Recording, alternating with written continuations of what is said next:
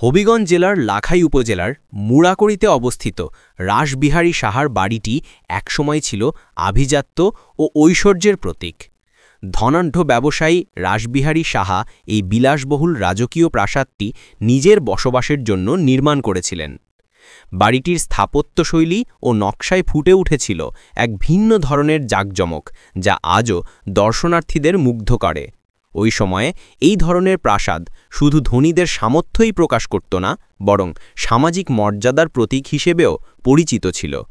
রাসবিহারী সাহার প্রাসাদে বিশাল আঙিনা, সুসজ্জিত কক্ষ এবং দৃঢ় নির্মাণশৈলী ছিল, যা তাকে এলাকায় অন্যতম প্রভাবশালী ব্যক্তিত্ব হিসেবে তুলে ধরেছিল। যদিও সময়ের সাথে সাথে এর জৌলুস কিছুটা হারিয়ে গেছে, তবে এই বাড়িটি এখনও ইতিহাস ও ঐতিহ্যের সাক্ষী হয়ে দাঁড়িয়ে আছে। বর্তমানে এটি হবিগঞ্জের একটি উল্লেখযোগ্য দর্শনীয় স্থান হিসেবে মানুষের আগ্রহ আকর্ষণ করছে। স্থানীয় মানুষ ও পর্যটকরা এখানে এসে অতীতের রাজকীয় আবহ অনুভব করেন।